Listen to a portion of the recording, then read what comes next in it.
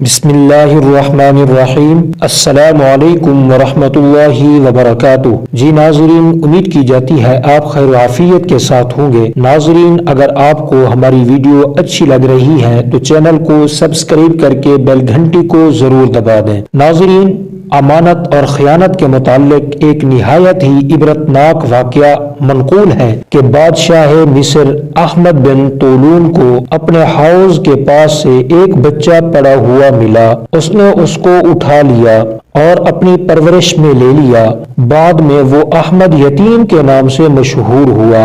اللہ تعالی نے اس کو ذہانت و فطانت اور ظاہری اور باطنی بہت سی خوبیوں سے نوازا تھا۔ احمد بن طولون کا جب آخری وقت آیا تو اس نے احمد یتیم کو اپنے بیٹے ابو الجیش کے سپرد کر دیا۔ کچھ وقت کے بعد ابو الجیش نے احمد یتیم کو بلا کر کہا کہ میں تمہیں اپنے یہاں ایک منصب پر فیض کرنا چاہتا ہوں، لیکن میری عادت ہے کہ میں کسی شخص کو جب کوئی ذمہ داری سپرد کرتا ہوں تو اس سے پہلے یہ عہد و پیمان لیتا ہوں کہ وہ میرے ساتھ کسی قسم کی خیانت نہ کرے گا۔ احمد یتیم نے وعدہ کر لیا تو ابو الجیش نے اسے اپنا مال و اسباب کا نگران اور تمام حشم و خدم کا امیر مقرر کر دیا۔ تو احمد یتیم نے بھی اپنی ایمانداری، صاف گوئی، خدمت اور دیگر اعلیٰ صلاحیتوں کے ذریعے ابو الجیش کے دل میں گھر کر لیا تاکہ وہ گھریلو امور میں بھی اس پر اعتماد کرتا تھا۔ ایک دن بادشاہ نے احمد سے کہا کہ میری فلاں باندی کے کمرے میں جاؤ، جس جگہ میں بیٹھا کرتا ہوں وہاں ایک موتی رکھا ہوگا، اسے لے کر آؤ۔ احمد یتیم جب اس کمرے میں داخل ہوا تو اس نے امیر ابو الجیش کی چہیتی اور خاص باندی کو ایک خادم کے ساتھ قابل اعتراض حالت میں پایا۔ خادم تو فوراً بھاگ نکلا مگر باندی احمد یتیم کے پاس آ کر اسے بھی پیشکش کرنے لگی۔ احمد یتیم نے کہا، اللہ کی پناہ، میں اپنے امیر اور محسن کے ساتھ خیانت نہیں کر سکتا۔ یہ کہہ کر اس نے موتی لے کر امیر کی خدمت میں پیش کر دیا۔ لونڈی احمد یتیم سے خوف زدہ ہو گئی کہ کہیں وہ امیر کو خبر نہ کر دے، لہذا قبل از وقت وہ خود امیر ابو الجیش کی خدمت میں روتی ہوئی حاضر ہو کر کہنے لگی، احمد یتیم نے میری عزت سے کھیلنے کی کوشش کی ہے۔ یہ بات سن کر امیر غیظ و غضب سے کانپنے لگا، پھر کچھ سوچ کر اپنے ایک اور قابل اعتماد خادم کو بلا کر کہا کہ میں ایک شخص کو سونے کا تشت دے کر تمہارے پاس بھیجوں گا، وہ جب تم سے آ کر کہے کہ اس تشت کو مشک سے بھر دو تو تم اس کو قتل کر کے اس کا سر تشت میں ڈھانپ کر میرے پاس بھیج دینا۔ اس کے بعد احمد یتیم سے کہا کہ یہ تشت فلاں خادم کے پاس لے جاؤ اور اس سے کہو کہ امیر نے مشک بھرنے کا حکم دیا ہے۔ احمد سارے معاملے سے بے خبر تشت لے کر چل پڑا۔ راستے میں اس کنیز سے ملاقات ہو گئی۔ کنیز یہ چاہتی تھی کہ بادشاہ احمد یتیم کو مجھ سے باتیں کرتا ہوا دیکھ لے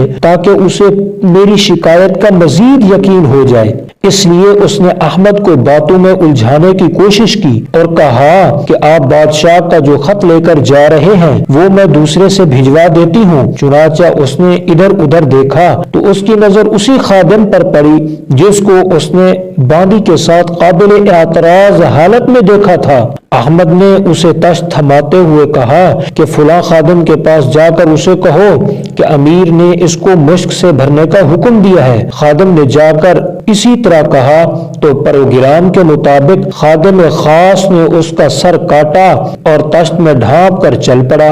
راستے میں احمد یتیم نے اس سے تشت لے لیا اور بے پرواہ ہو کر کہ اس میں کیا ہے امیر کی خدمت میں جا پہنچا۔ امیر نے جب اسے تشت لیے زندہ سلامت دیکھا تو حیرت سے کبھی وہ احمد یتیم کو کبھی تشت کو دیکھتا۔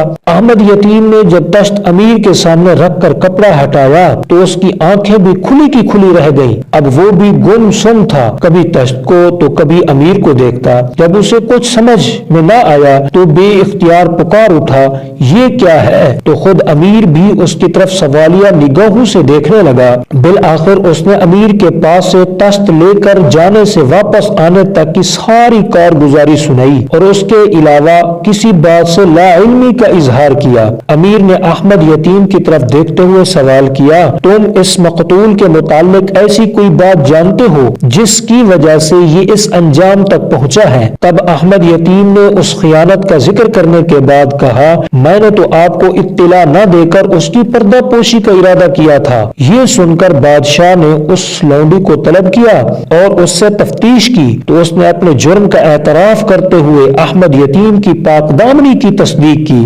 پھر کیا تھا، اسی وقت لونڈی کو بھی قتل کر دیا گیا۔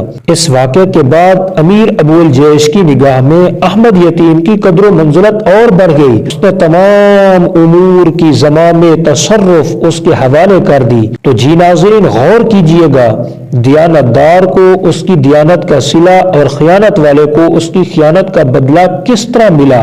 ناظرین اگر ویڈیو اچھی لگی ہے تو اس کو لائک کر کے اچھا کمنٹ کر کے ہمارا حوصلہ افزائی ضرور کر دیں۔ چینل پر نئے ہیں تو چینل کو سبسکرائب کر کے بیل گھنٹی کو ضرور دبائیں۔ تو آج کے لیے اتنا ہی، اور ملتے ہیں پھر انشاءاللہ تعالی۔ اپنا بہت بہت خیال رکھیے گا اور مجھے اپنی خصوصی دعاؤں میں یاد رکھیے گا۔ السلام علیکم ورحمۃ اللہ وبرکاتہ۔